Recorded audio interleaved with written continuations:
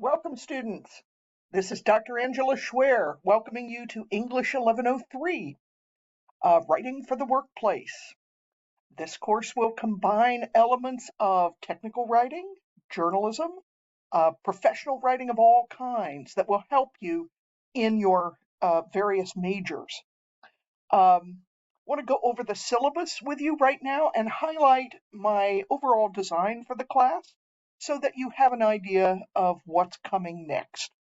First, my information and how to get in touch with me. And my favorite way to communicate with students is through campus email, which you see there on the screen. I will try to be in my office, Janes Hall 309, Monday, Wednesday, 1 to 3, Tuesday, Thursday, 1:30 to 3 p.m., and other times by appointment. But I will tell you right now, I'm department chair, and sometimes I can't be there. I will post a message, and if I'm not in the office physically, I will do my best to be available through Teams online. Let me show you what that looks like. Here we are in Blackboard.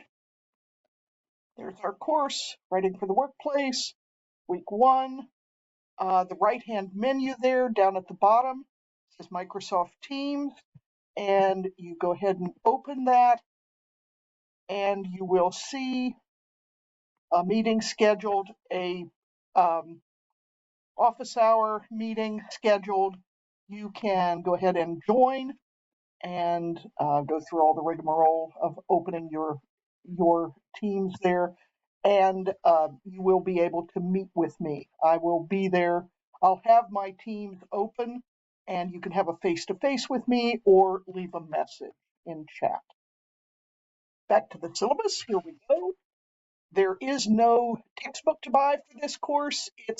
We use an open educational resource called Howdy or Hello, HOH for short. It's a fun and useful textbook with relatively short sections. So when you see chapter from Howdy or Hello, that typically is about 2 pages of information to read for each of the little sections that I will post a link to. So please be sure to look that over. Technology requirements, it's important that you try to do your lessons, use a browser like Chrome or Firefox.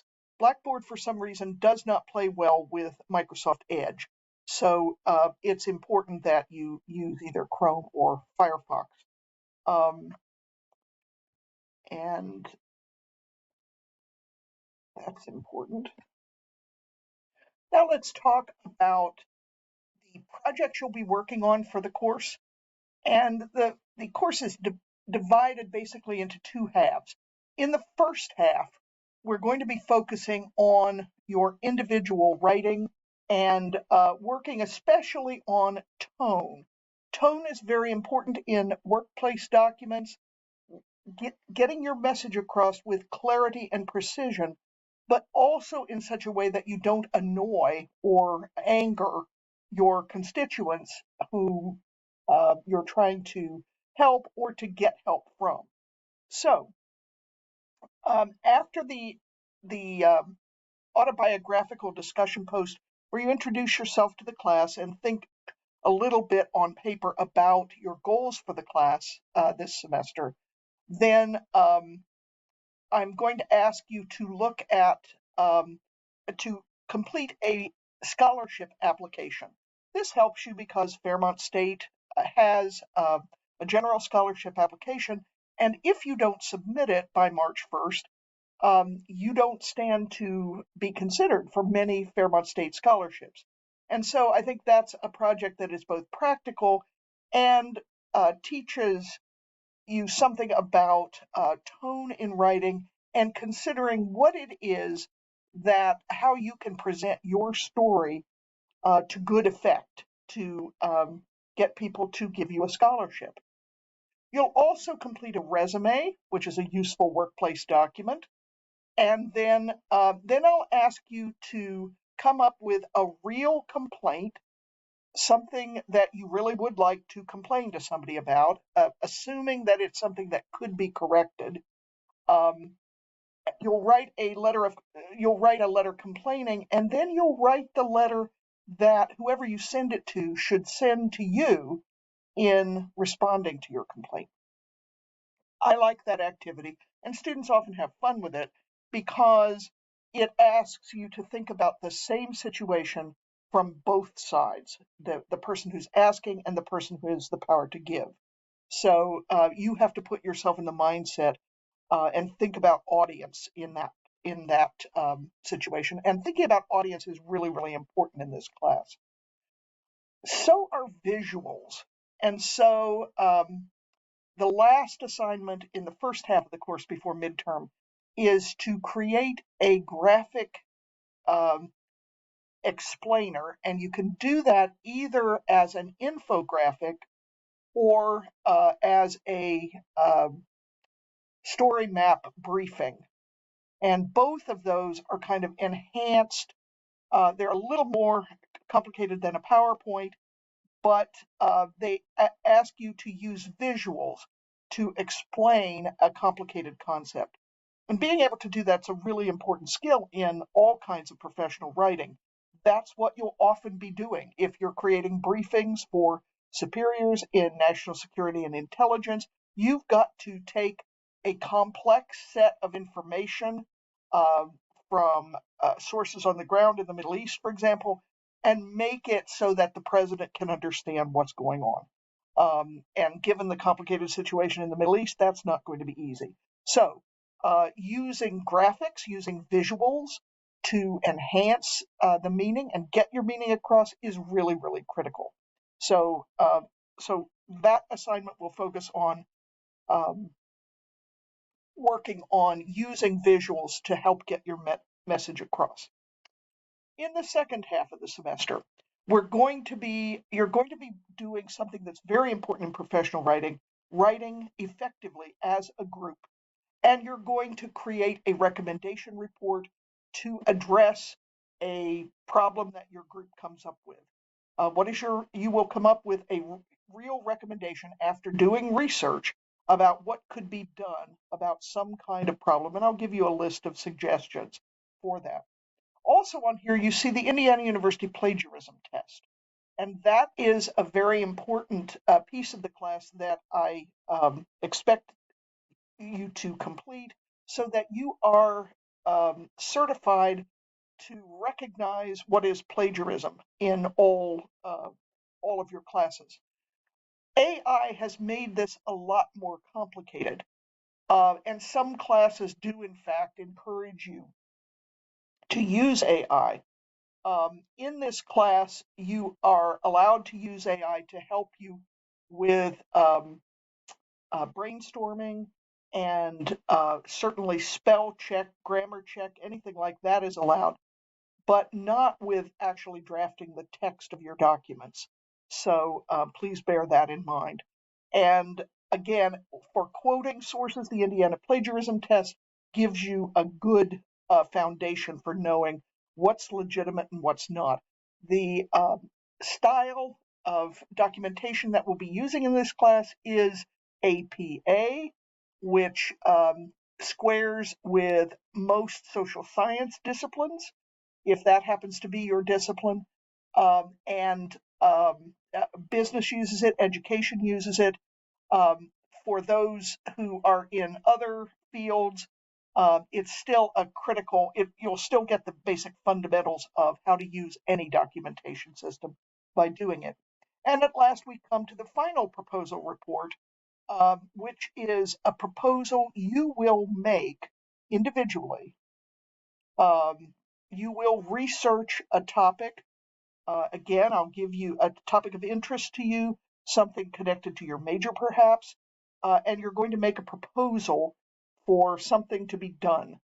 And you will have at least five research sources from the library and valid websites, and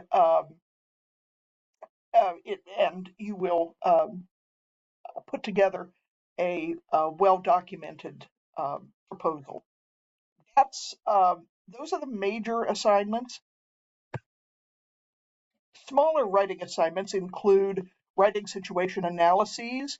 That is for each project, asking you to think about who is your audience? Who are you trying to reach out to and make common ground with? And so here you can see the breakdown of points, the writing audience analysis, which is an important outcome for the course, is a very small percentage, but it's there. Composing relevant professional documents is 53% of the course, approximately, and research projects incorporating text and visuals, 41% of the course. So your writing is very important in the course. I use the standard grading scale.